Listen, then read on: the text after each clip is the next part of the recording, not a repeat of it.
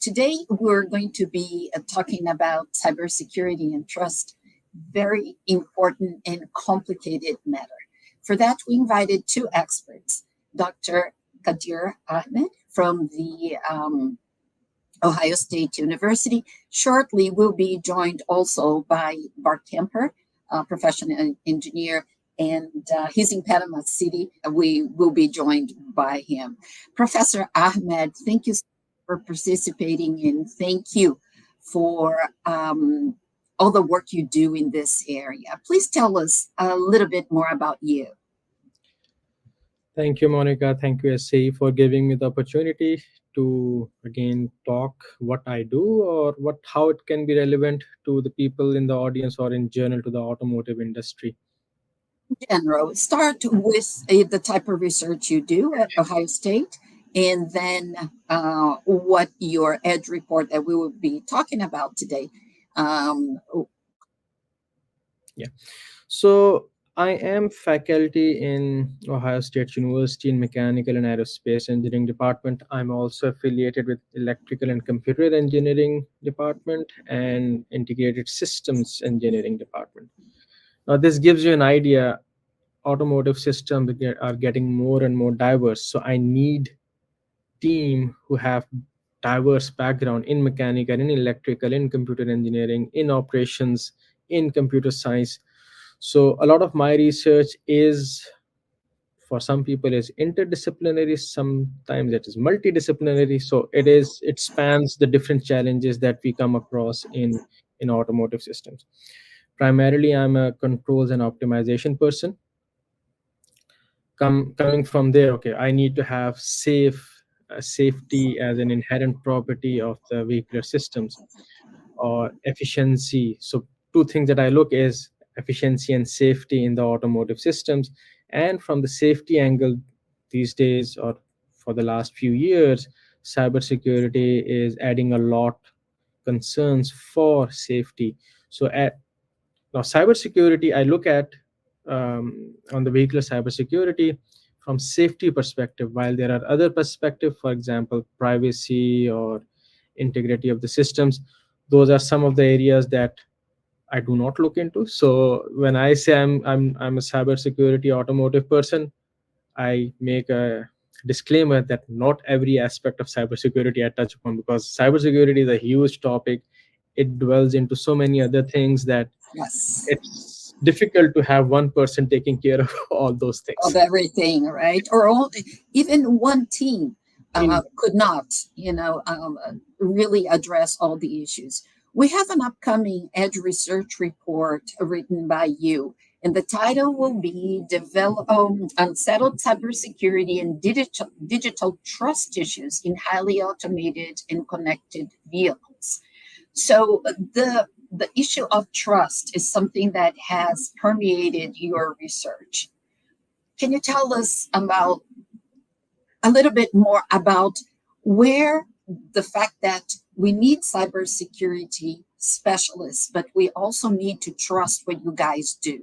Can you tell us about more? So of that? Trust essentially jumps into human behavior when we expect something unintended from the technology, right? So if I have some concern that, I'm just picking an example, for example, my phone, if it's tracking me, then I would have a trust issue with my phone. Now that trust issue can be related to safety, can be related to privacy, can be related to integrity. But over here, I will primarily focus on the safety side of the things. Now, and especially when we have the automated features in the vehicles now, which will essentially take over the vehicle actions from the driver. Let's say in case of lane keep assist or adaptive cruise control, where the vehicle can actuate or accelerate or decelerate itself. Now here comes, you are in the vehicle, right? So do you trust that system? Will it react to certain situations the way you want? Right. Even in the perfect world, two drivers may react differently to the similar situations. So there is a highly likely possibility that even if the situation is well under control, the system or the ADAS feature or the automated feature may behave in a different way. So you are uncomfortable. Oh, this is now how I react to this lane change thing. It's very abrupt. So that's one Yes, side of it, right? So how the technology will. very important. Yeah, because we like the the vehicle to respond to the way we think it should, right? Right. So there is one important way is how technology behaves as per your driving style. That's, I think, people will adapt it. People will learn how the technology behaves. But the major trust issue comes when something unintended happens and it's not a fault. It is not a, let's say some environmental disturbance like a pothole or some wind gust sort of thing, but it is something that was either intentionally or other intentionally, unintentionally or intentionally imposed on the vehicle. Like, so we have seen certain scenarios, certain news where it was just let's say a turn, an accident on the road where it was a box truck on the road, but the vehicle was not able to perceive that it's a truck because it was blinded out by the white paint of it, right? So Right. technology can react to certain situations where you will or drivers will be a bit reluctant to trust it. So those situations are evolving as more and more automated features are being deployed and they experience more and more edge situations, which typically in design and development it's hard to cover all those edge situations. So and the trust issues then jumps up. Okay, in my situation, in my operating conditions, that edge situation may show up and that may lead to certain undesirable unintentional functions that generate some trust issues among the people. When it comes to assuming situations where more and more with software defined vehicles and with more integrated design and cybersecurity components, we hope, there is still some level of disconnect until we get to the optimal situation. Can you talk a little bit about that? When you put everything together, why is it that sometimes some things work and others don't? So uh, there is a, I think, again, this is my opinion on this. We have tech industry or software industry which works on continuous integration, continuous development sort of an approach. Develop a feature, deploy it, get feedback, update it, patch it, and then keep on updating it, right? Right, right, right. Whereas traditional automotive companies, they want to minimize any sort of patching or updating because they want to deliver a product that is safe. Especially now with the software development effort, if it's not safety critical, for example, any feature on my laptop, I can get update without any safety concern. Yes, it will impact my performance, but not the safety side of the things. Now, this concern needs to be addressed differently when it comes to automotive. When you have any software update, there will be new patches, there will be new features that we can deploy using software defined vehicles. Hardware remains the same, and I don't know how long it will remain the same because we have seen automotive hardware same for a long time now. Any new feature will most likely be software defined, right? So it can be pushed, let's say, over the air updates. Now, whether, and hopefully it has been well tested before it was released, right? Right. Now, whether it will behave the same way, whether you will see blue screen on your car, um, Yes. those are all hopefully uh, well addressed issues, but they are still, because of this software updates, we can come across those situations. And people, based on their experience with blue screens or software crashes, they are concerned about if it happens uh, while it's on the vehicle, then what will happen. So So what will happen, in your opinion? I mean, the last thing I need is to have an OTA, over the air update. Okay. And I don't know, in the middle of nowhere, I'm driving, and all of a sudden I get that. What So, happens? so over the air updates, I think it's not during the driving phase. They Okay. will they will essentially get owner's permission, let's say, Oh, I see. through the Okay. app, right? And then they will lock in the time. Typically, they do after midnights when they ensure the vehicle is parked in the garage. Yes, it is connected, so they can use the onboard power to do the update. So they won't do it when the vehicle is during the, let's say, driving mode. Um, so, and I think that's is a good move in a term that they ensure as much safety as they can.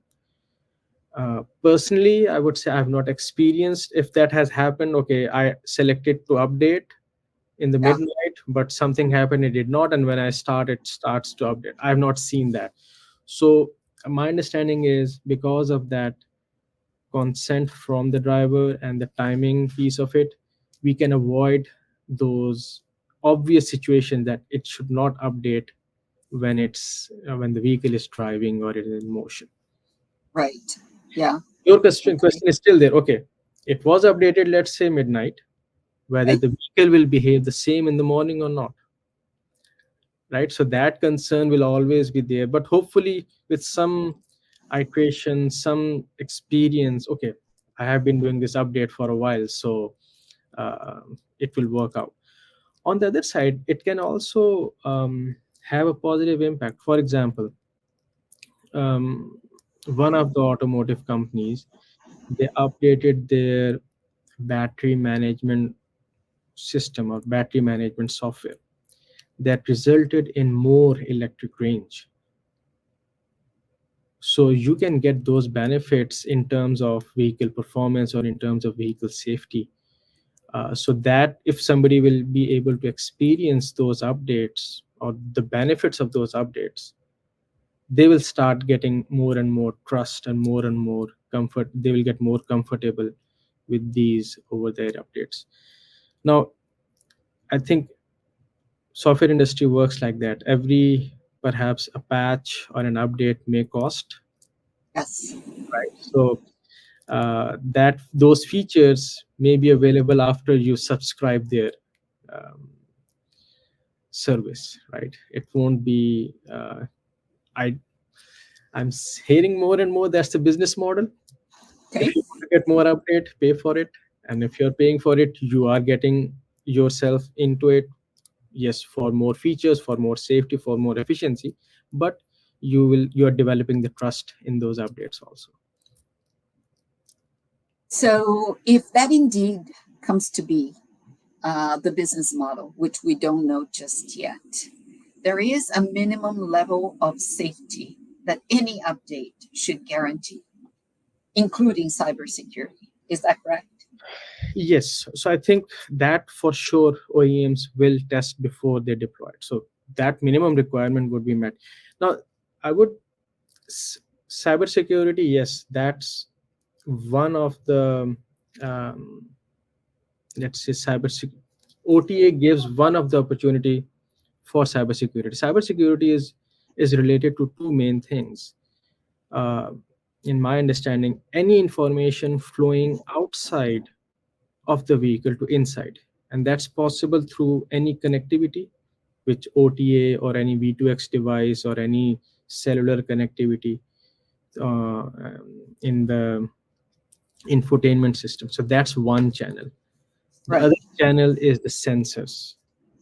When sensors are interacting with the environment, they need to interact whatever the environment i- Is. is, Right. right? So, Right. so there are certain situations which sensors can perceive in a different way, or sensors are incapable of sensing. Let's say if it's an occluded sign, it's a stop sign covered in snow, and the vehicle is unable to perceive the redness in the sign, then it is what it is, right? So those are the two main channels where I see cybersecurity can create their inroads. Cybersecurity challenges can create their inroads um, into the vehicle.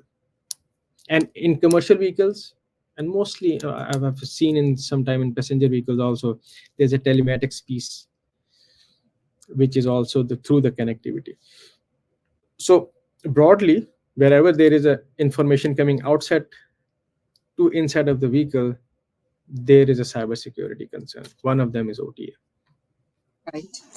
From your research and the things that you have seen throughout your professional life, worries you the most when it comes to, this whole thing, more connected, more integrated, more sensors, more everything? And I mean, there are bad actors out there, people who have an interest in it. It's not about your car, it's about maybe a whole fleet of them. How does that work? So definitely we are adding more and more sensors, more and more connectivity capabilities, um, and we see a lot of benefits coming out of it. The car or the vehicle will know much more about the environment or future in the environment. For example, if there is a some accident, some traffic situation that can be learned from the video's information. So definitely there are many benefits to it. Um, Traditional cars were just, let's say, engine, powertrain, right? Very limited connectivity, very limited sensors. Sensors were mostly under the hood, not environment facing. These days cars have changed a lot. I think most of the cars you see front facing radar, meaning that there is an adaptive cruise control, and we are getting comfortable with adaptive cruise control. Like, okay, so if it slows down, it accelerates itself. Now those features are definitely adding more and more safety. Now the challenge is, the more components we have, the more suppliers will have, the more integration will have, Right. right? So how do we ensure that we get our OEMs establish certain measures to take care of security at each level, at hardware or at the software bill of material, they call SBOM, for example, that they want to know Right. those things so that they can understand what's going on. Now this gets challenging because when um, a supplier is sharing its component, um, it, for example, it will share IOs or whatever the variables are influenced. They will not share what's happening inside. Maybe uh, they may share what security mechanisms are there with the OEM, but how secure are they? Uh, so those are all open-ended things, and that's why sometimes people are, or suppliers or makers of thing, are a bit careful saying that this is 100% secure. uh, there's nothing 100% secure. You can just add more time to break in, like when we go and buy the locks, there's no lock that is 100% secure. It just says 40 minutes time, 50 minutes or 10 minutes. That's where they sell how secure is the lock. That would go the same way in case of cybersecurity challenges in the vehicle. Now, like, yes, these features are being added more and more, um, like connectivity and automated features. They are adding more and more capabilities. There is a, and this is what I'm looking also. When these things come together, individually everybody has tested. When you integrate, there may be some additional challenges that may pop up because everything came together and everybody worked on their own piece. But when it comes together, this brings another set of challenge. So OEMs, I think, or vehicle integrators will have that responsibility Yes. to make sure that when things come together, they don't create another opening within the vehicle for some, Right. Yes, exactly. Right. and this challenge in perhaps in passenger vehicles, um, it's very closely managed, because any passenger vehicle OEM will have their own, let's say, set of suppliers or their own integration efforts, so their own proprietary activity going on. But when it comes to commercial vehicles, there are some open protocols, for example, J1939 protocol, that um, each commercial vehicle component manufacturer or the integrator needs to follow that. I can go and buy uh, that standard that tells me which message, which CAN message contains what information. Now that helps different components or suppliers when they are making their components. When they send it to OEMs, they can easily understand what are the IOs like. But that's challenging because we are sharing that information upfront. Uh, Right. right, so there is a trade-off, and I see that concern more in commercial vehicles than in the passenger vehicles. Yeah. Um, maybe you can or cannot talk about this, but are there any lessons to learn from the aerospace industry in this sense? Because they have had issues in the past, some not so long ago, but in the end, the industry agreed that there are some things that are related to safety that should not be a brand differentiators. This should be, the industry agrees on that. And that is something that, has been going on for decades. In the automotive industry, we don't see something so coordinated. What do you make of it? So I would say in automotive industry has realized there are few aspects where they are competing each other, but there are few aspects that they can go as a team. And one of those aspects is cybersecurity and safety of the things. The Okay. automotive industry is coming together. I have seen certain platforms where they closely, not open to public, they closely share their information, their learnings.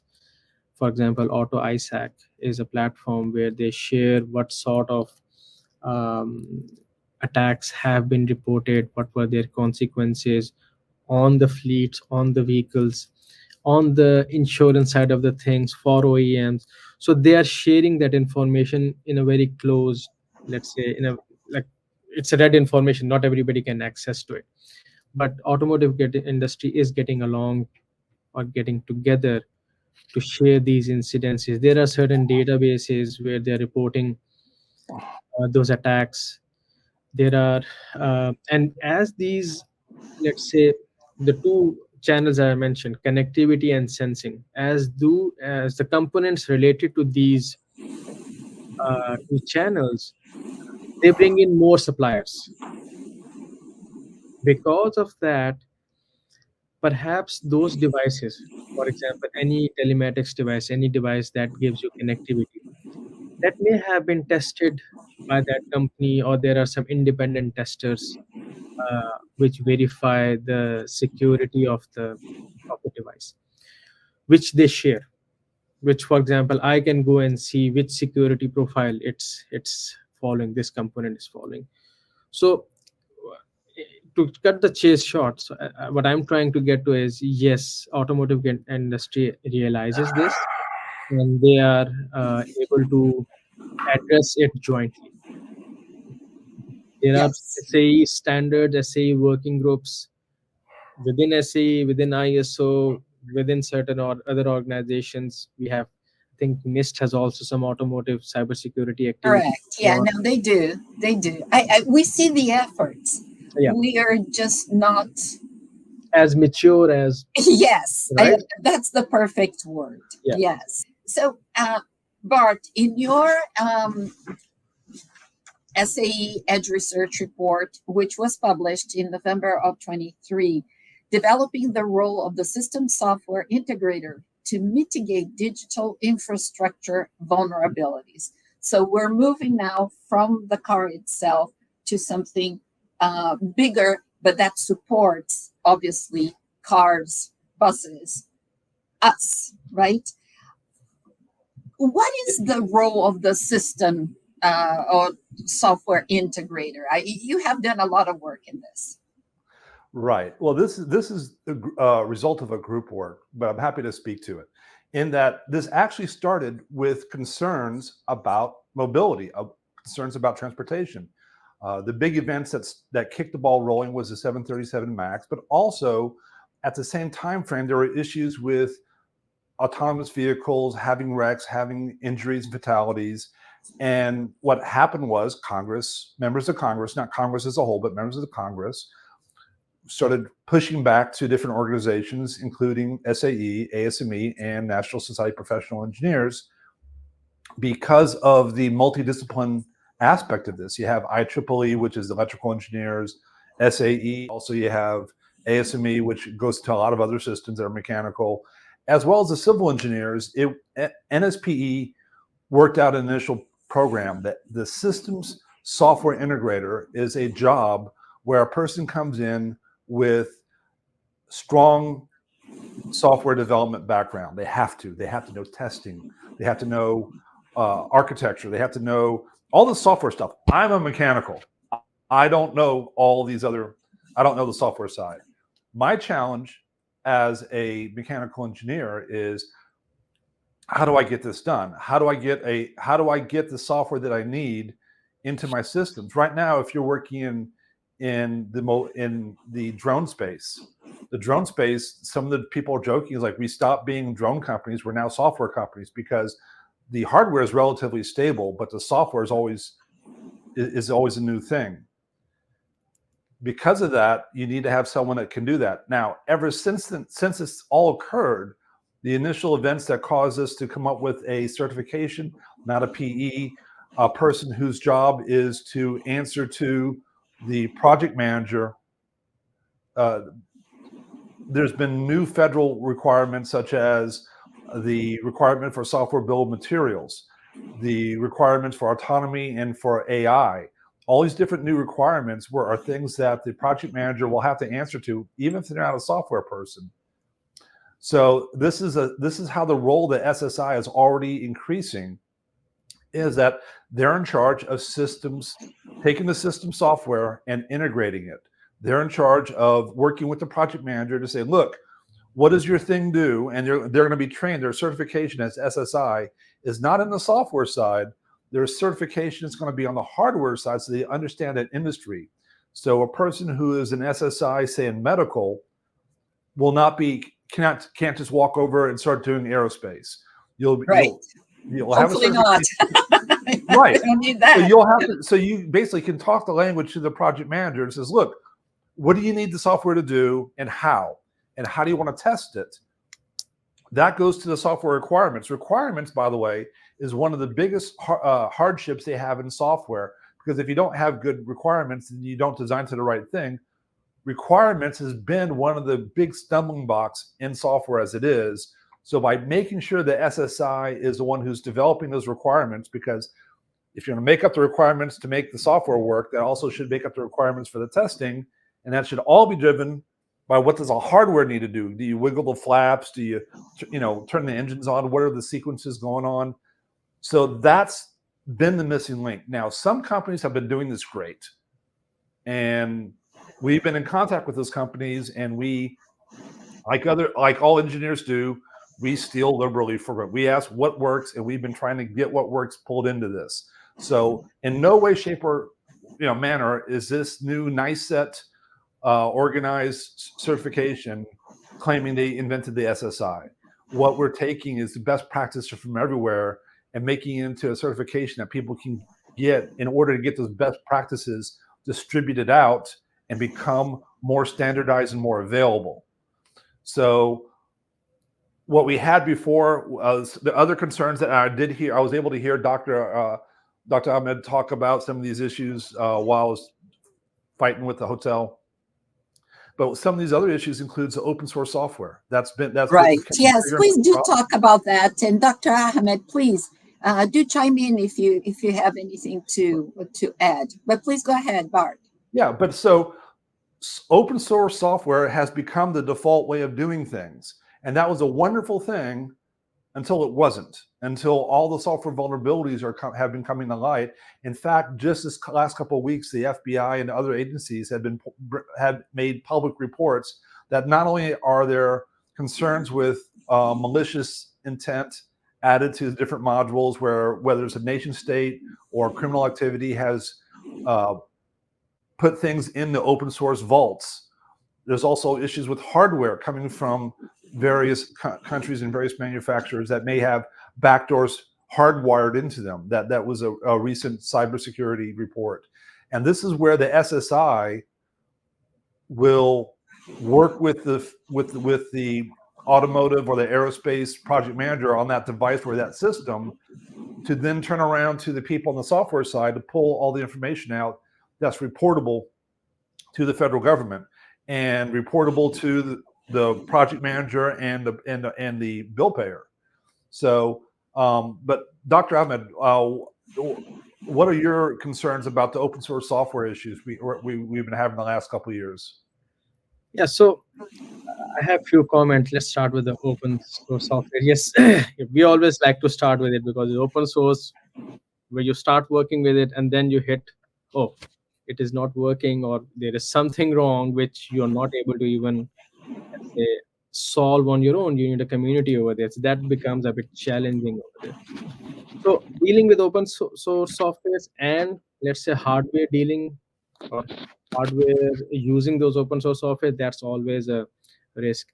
And I don't know in automotive if anybody encourages that. They don't encourage this open source use of open source software. Even if you're starting with it, they want to make sure that they add their own layer on top of it. I will go back to your earlier point, software SSI or software integrators, right? In one of our projects, we are essentially educating students that software and hardware people needs to talk to each other, and especially working on different components, they need to listen to each other, because if a person who is developing software based on the hardware sitting on the vehicle, they need to understand all the pipeline for testing it. And the biggest surprise comes in the integration, where individual pieces are working together. When you put them together, integrate them together, they give you surprise. They are not behaving the way they were supposed to. But getting students exposed to these situations earlier on, make them realize that this is important in terms of any product development that involves both hardware and software at an early stage. So what we are realizing in terms of software integrators, that need is very evident right now, but I think that's being reflected in academia at early stages, where we have engineers who understand this need and understand the value of integrating both hardware and software. Thank you. Bart, one thing that I would like to ask you, you were especially concerned in your EDGE report with infrastructure and vulnerabilities of infrastructure. And I do agree with you that if something happens to, power plant, nuclear plant, water, do we manage all this? Because if something happens to those things, or the connectivity on the roads, how do we address it? How do we respond? Well, that's been a question. In fact, we've already seen open source reports that there was several water plants that had cyber attacks. One of which was just trying to get the disinfectant, the chlorine, cranked up and just put a poisonous amount into the system. The thing is that the AWWA, American Waste and Waterways Associations, they've been concerned about security. They've had some of the tighter protocols in industry because of the vital nature of having drinking water. When that shuts down, unless you've lived in a situation where you had to go to some place and bring a bucket of water, you really don't realize how that changes your life. and how that's a disruptor if you don't have it. The problem is that we've up to now kind of just took the automation for granted. We took the software security for granted, and now we don't know what those vulnerabilities are. And what we did not do is, unlike in our physical systems where we had various cutoff valves and various ways that if you can't control it from the control room, you can run down and throw valves. That same redundancy and plans for redundancies and plans for contingencies are not in place because, in part, we don't fully understand the vulnerabilities that we have right now due to the issues with open source software and integration problems. So what Dr. Ahmed is doing that's great is by getting the students and getting the undergraduates more attuned to this, they can be part of asking the questions and developing the solutions, because we can't do it as a top-down solution. It has to be a holistic, bottom-up, top-down, everyone working together to do that, because going back to my military background, the enemy gets a vote. It's bad enough that we have to deal with the normal design issues of things that don't work right for whatever reason. When you have to worry about something malicious where people are trying to get in and do things for, whether it's for a nation state reason or for a ransomware for criminal activity, they're going to find those open seams. They're going to find where things aren't working well together that would have worked okay by itself, but they'll put in that pry bar. They'll put in that little bit of extra code to take control of it, and that's going to be the problem. So that's something that is going to take, which is going to take a bigger approach, which is part of why we have the SSI, is to have someone in the middle of the system to be on both sides of it, starting immediately, and then grow that solution to where these concerns are now part of everyday activity, much like safety is. Safety was not a big deal 150 years ago. Safety now is integrated into engineering education, is in all operations in the field at all levels. 150 years ago, it was if you got hurt, you're replaced. So we need to do the same thing with security. And just to add one more to it, right? So we are already dealing, let's say if you're adding more automated features, a lot of people are busy just getting that feature up and running, or any other, let's say, infrastructure or power plant. Most of the time we are busy, or engineers are busy getting that up and running. And that's their focus. Now, because of this add-on of, let's say, connectivity or the backdoors or some sort of access to these devices externally, they need to evolve, yes. But if you talk to people who are working on this, they're saying we are already so much busy getting this up and running. You are telling us take care of these additional things, so their bandwidth saturates up front, right? That's why we need to have more people coming into the picture so that they can keep an eye having safety and security by design in the system. Right, exactly. Because we think that if you have one, you have the other. No. It's not yet like that. Eventually, we hope, right? Yeah, so they are linked together. Yep. Right. We are very close to going into our questions and answers. But I have still one final question for both of you.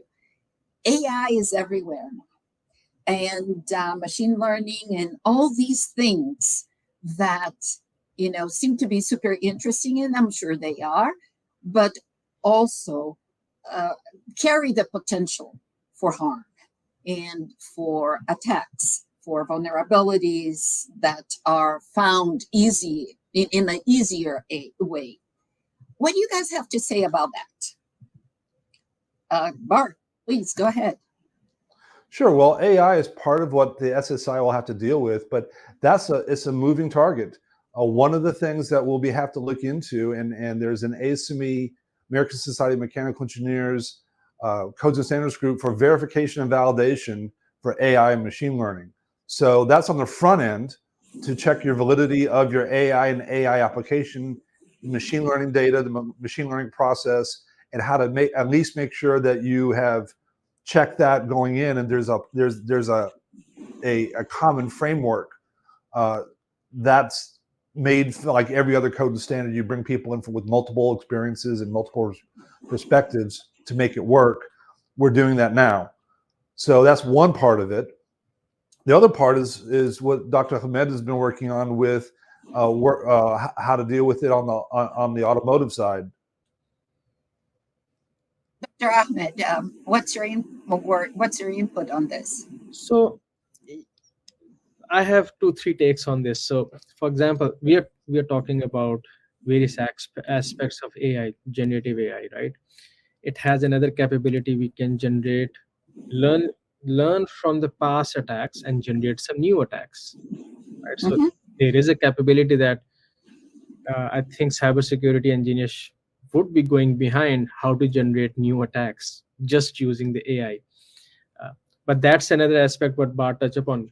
When you have something deployed on the vehicle or on the system that is using AI or machine learning approaches, there are many deception sort of situations where these algorithms may not be able to perform as we think. And data sets are not that comprehensive enough when they're being trained or finally deployed that contains all those edge situations or cybersecurity concerns. Yeah. That becomes more challenging.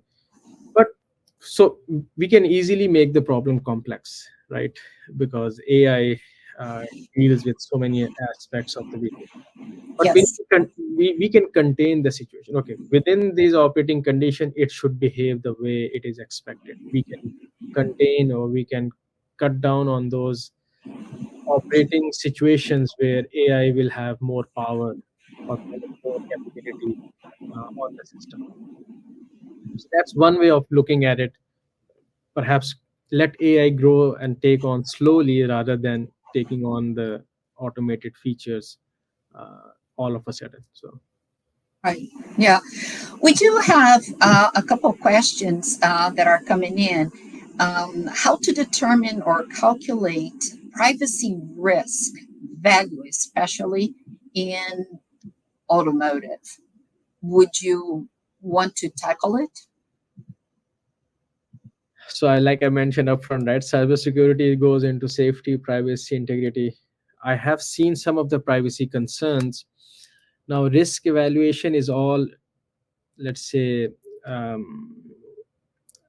like it's not deterministic number right over here, right? So it depends what's private to the vehicle owner. For example, in one of our projects, we were looking into the infotainment system, and we found we were able to get access to the messages that were sent by a phone that was connected to the infotainment system, and that those messages were essentially some of the transactions done banks.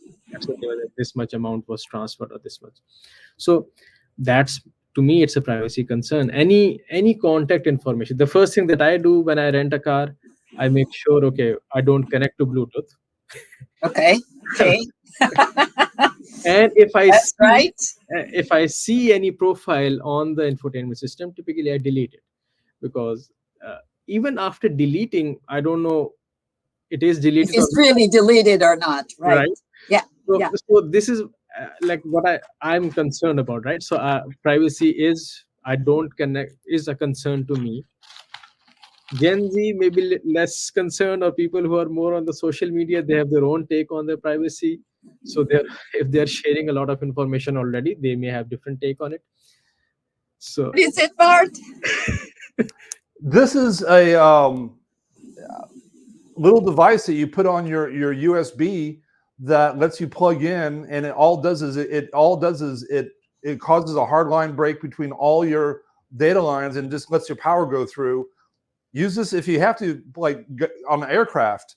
I use this every time I fly if I have to charge up my phone on the aircraft, because if you don't do this, then there can be software that's pulling off of your phone, and you can say it's locked down, but the people on the software side are telling me, no, yeah, it's locked down for you, but other people can get in. The only way to have it do something is put a break on it, is put some sort of gap on it. Awesome. Yes. I device also. Don't plug in your charger directly into the USBs available. Right.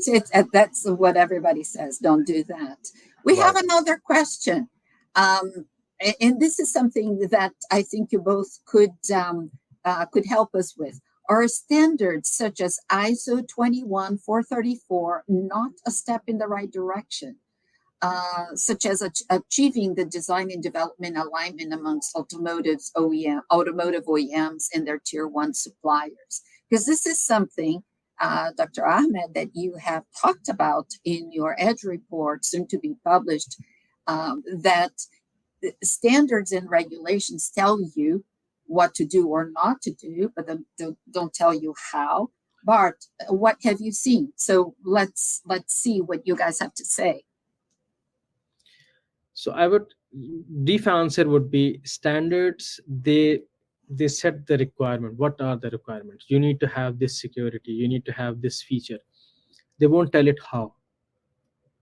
So that what helps to align the different players in the field for cybersecurity. If they declare how it should be done, then that's a problem.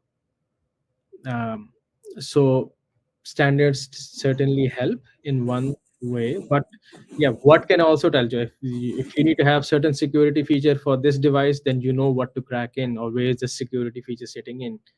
But how you develop that security feature will be different from each entity. So that's where engineers or programmers can get more creative to come up with their more secure solutions. Would the software systems integrator would he or she have a play in that, knowing how to put these things together so that they jive together? Absolutely. In fact, that's one of the roles the person would have, is that you often have software procedures, software modules. You have standards on the IEEE side, and then it's not always intuitive how to make that work with, let's say, an SAE requirement in automotive or an FAA requirement on aviation. That's where the SSI would work with whoever they need to on that team to get it all connected up.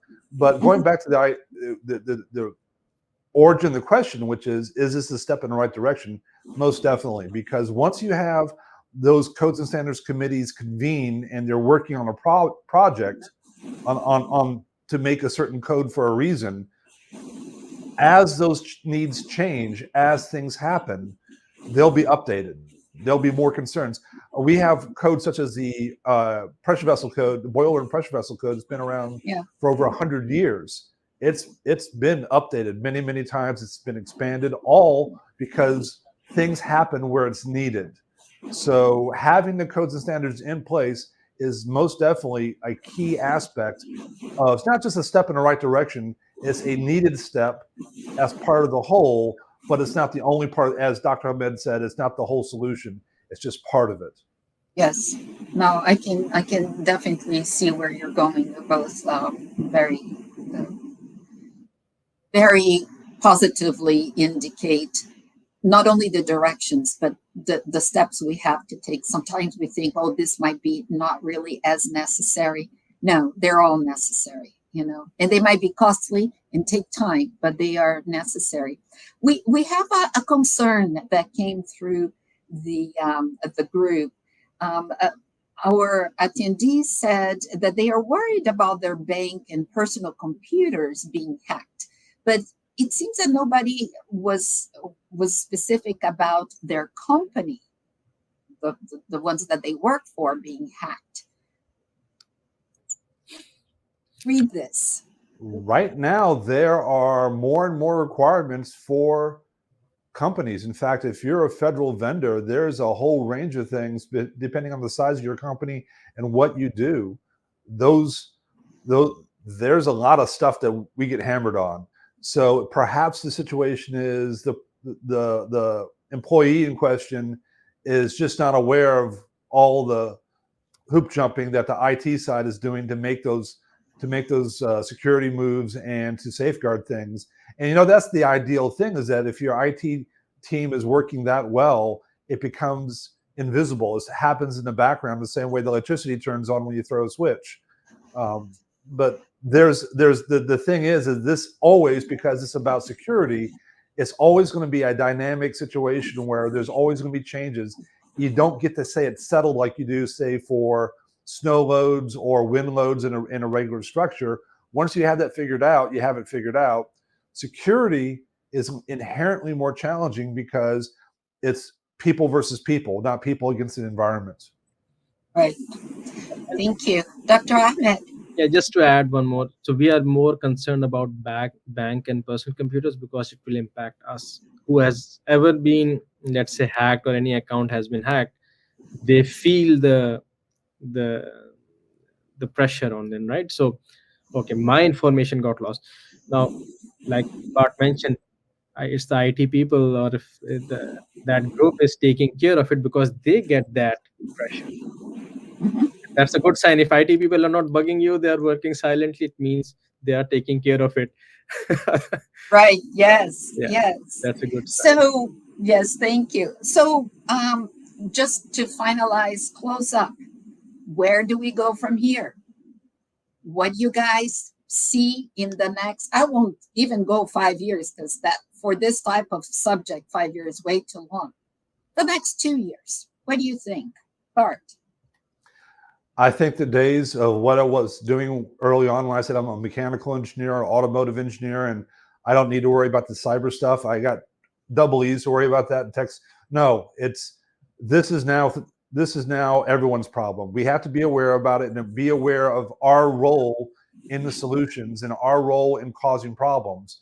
And it now is becoming more encompassing, that we now have to look at these cybersecurity, cyber communications, interoperability, all those issues are now something that is now cross-discipline, and we need to have a more of a cross-discipline culture in both university as well as in industry, because we can't do well with it stovepipe. In fact, the stovepiping is one of the root cause failures in some of the security issues. Right. Professor Ahmed. Yeah, definitely. Awareness is, I think we are getting more and more aware of these situations. We understand we need to deal with this. And then cross-disciplinary, or what I tell to my students, in future, mechanical engineers who can code will be a very valuable skill set, because you know the system that you're coding. You understand, for example, what variable will have what impact. So the value of a person who understands software side and the system is a lot, and that's one way of handling these situations. Now we understand, as the technology evolves on both sides, on, let's say, on the product side, we'll see more and more tools or gadgets for the cybersecurity. Like every year, I think there is a new gadget that I can buy, everybody can buy. So on both sides, people are working hard. So they they are on one side coming up with the solutions, but we have other. We need to be aware of what's available in the market, what solution we should target for, what are the safety implications, what worked out, what did not. So all those, that feedback will keep on improving the solution, and then, like, we need to keep on evolving, right? So there's nothing 100% secure, but adding more towards 100%, that would I think that should be the approach.